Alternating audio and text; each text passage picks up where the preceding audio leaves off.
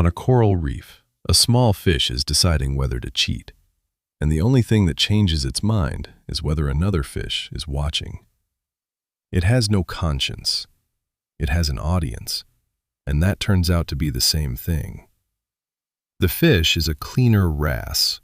It makes its living at a cleaning station, eating the parasites off the bodies of much larger fish that line up to be serviced. But the wrasse has a secret preference. What it really wants is not the parasites. It is the client's protective mucus, which tastes better. And biting it off is cheating because it injures the very customer the wrasse depends on. In 2006, two biologists, Redouan Bshary and Alexandra Grutter, published what the wrasse does about this in the journal Nature. When a client is alone at the station, the cleaner is more willing to cheat, to take a quick, illicit bite. But when another fish is nearby, waiting its turn and watching, the cleaner behaves. It cleans honestly. And the reason is brutally simple. The watching fish is keeping score. A client that sees a cleaner cheat will refuse to be served by it and swim to a competitor. 5 years later, a follow-up study confirmed it directly. Add a spectator and cooperation goes up. The wrasse is not good. The wrasse is being watched. Now hold that and ask the question the reef is asking about you. What if your honesty works the same way? What if the thing you call integrity is not a fixed property of who you are, but a performance that tracks one variable: whether someone is looking? You have felt this. The small moment when no one would ever know, and the decision got quietly easier. That moment is not a flaw in the system. It is the system. The ancient world knew this and built entire institutions around it. Plato put it most sharply, 4 centuries before the Common Era. In the Republic, he imagines a shepherd named Gyges who finds a ring that makes him invisible. Within a page, the invisible man has seduced the queen and murdered the king. The point of the story is not the crime. The point is the claim underneath it. Give the most just man you know a ring that guarantees no one is watching, and he will behave exactly like the unjust one.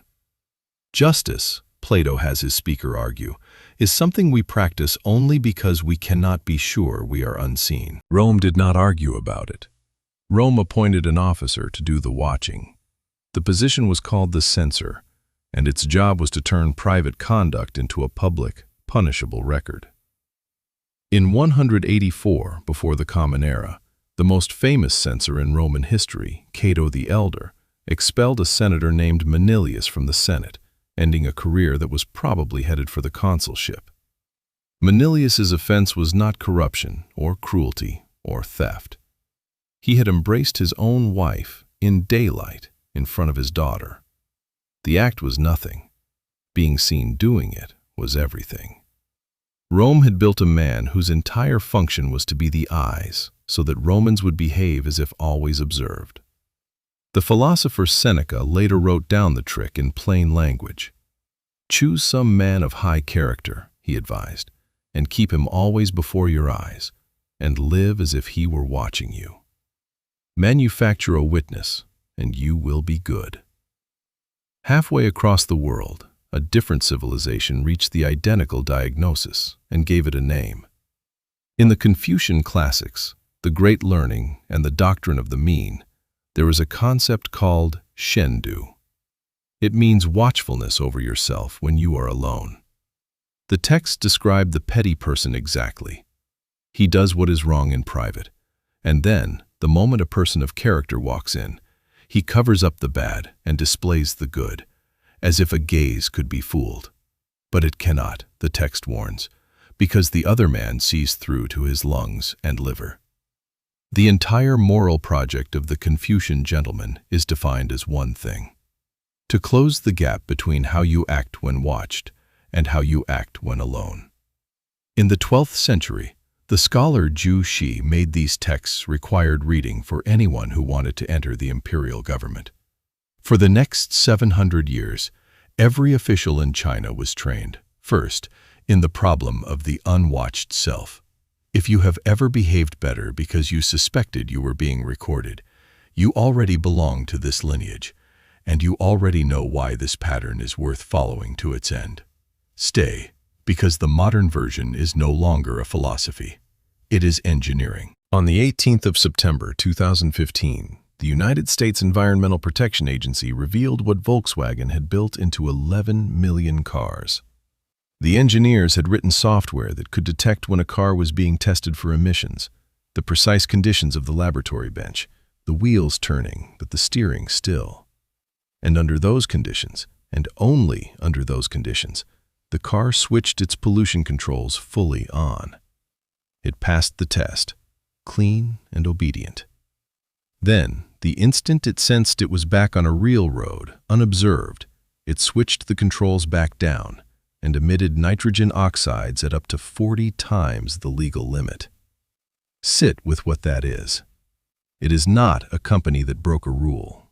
It is a machine designed at the level of code to be virtuous exclusively while watched, and to abandon the virtue the moment the watching stopped.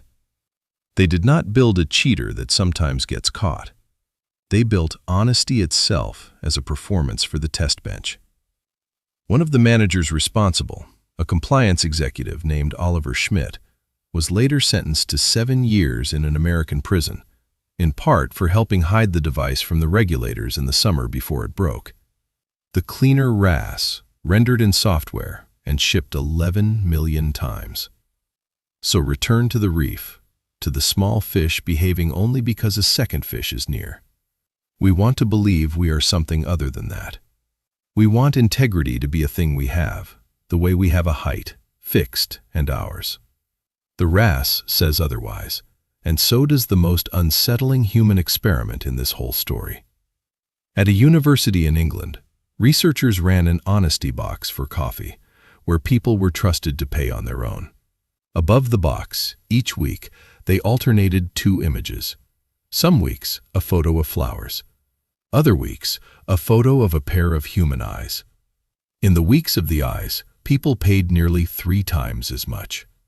There was no real watcher, no camera, no consequence, no person, just the picture of being seen. And that picture alone was enough to move honesty by a factor of 3. That is the loop, and it closes on something hard. Conscience, the private voice we are most proud of, may be mostly a simulation of an audience. We are good, reliably, when we feel the eyes, and we drift toward our own interest, reliably, when we believe they have looked away. We did not invent this with cameras or scripture. We inherited it from animals who learned that a reputation is worth more than a single meal, and who behave better whenever a witness is in the water. It is running right now, in the most modern dress imaginable.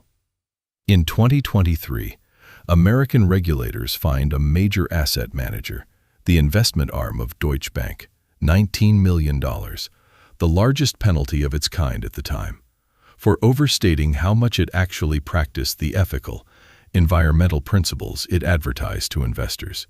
Virtue marketed, but not performed, until an internal observer, the firm's own former head of sustainability, made the watching real. We have built rating systems, audits, body cameras, and entire industries of disclosure, and we call it progress. It is the same thing Rome built when it invented the censor. We are reconstructing the eyes because we have always known, somewhere, what happens when they close. Here is the verdict, without hedging. Integrity, for most people, most of the time, is not a possession. It is a performance for an audience, real or imagined, and it weakens in exact proportion to how alone we believe we are.